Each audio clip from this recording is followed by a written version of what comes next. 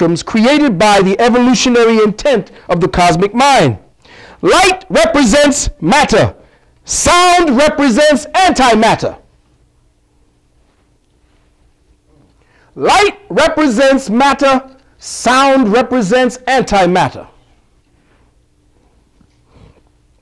So for us to do what our Kemetic ancestors did, to travel beyond space and time, to Sirius, Orion, Pleiades, and points infinite, we must first construct a vehicle based on the principles of harmonics, which set up the space-time fields.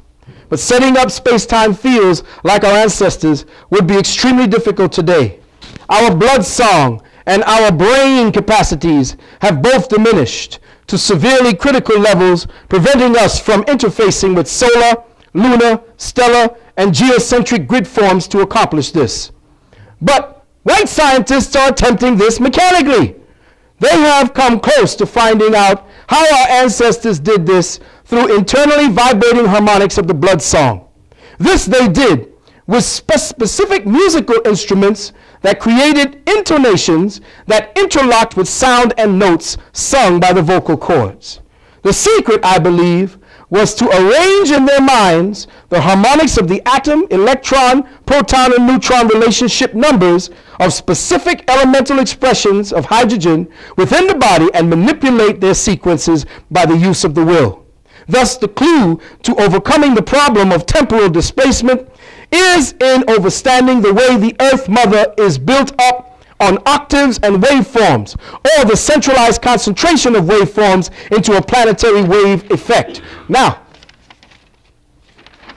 tones equal notes, and the words themselves come to light. A T-O-N-E, alrighty then.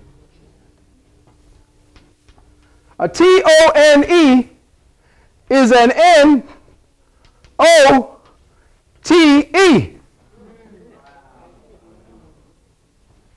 And what is a note except a message to yourself? I got to make a note of that. So what is a note or a tone but a message the Creator sends to itself?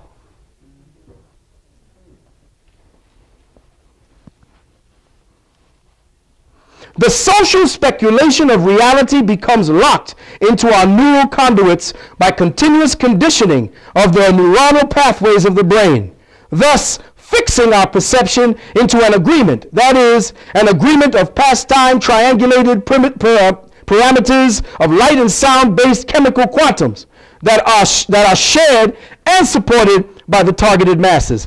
Now, if you can use light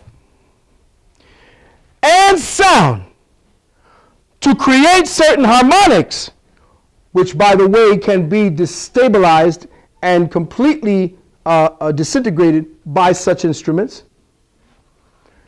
If you learn that lights, for instance, like this, create certain density or creations in the brain, causes certain problems in the brain, you can now create subsonic frequencies that can then lock in to your brain and cause you to start thinking. They can start people fighting in here by simply beaming a specific frequency of sound in here.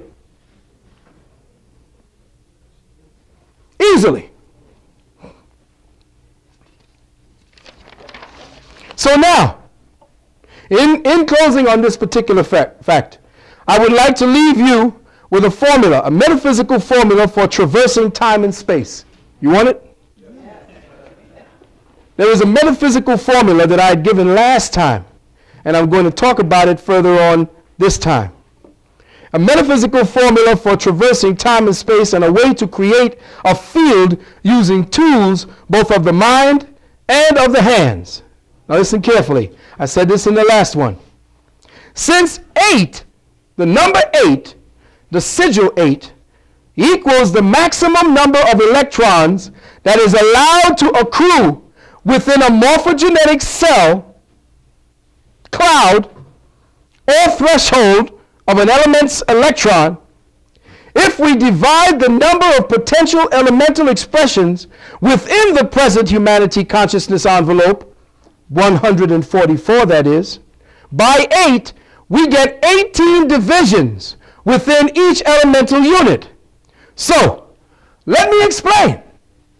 Presently, human perception, vibrating on a specific wavelength, now has decoded the fact that in our present sphere of influence, in our present sphere of projected consciousness, in our present index of awareness, we have now decoded 100, or the capacity for 144 elements. In other words, the hydrogen atom within our sphere of influence has only the capacity to accrete to 144 different expressions of itself. If the accretion pattern takes place in numerals of 8, then dividing the 8 by the 144, what do you get? 18. 18 is 666, which is the fundamental grounding element, carbon.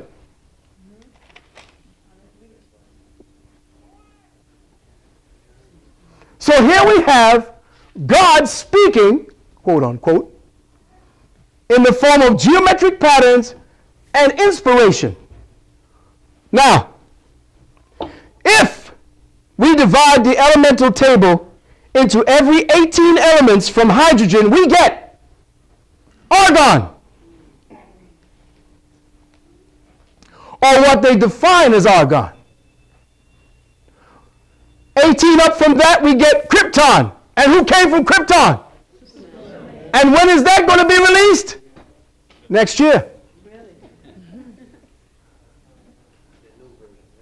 Oh, yeah. Well, it's out today in Smallville.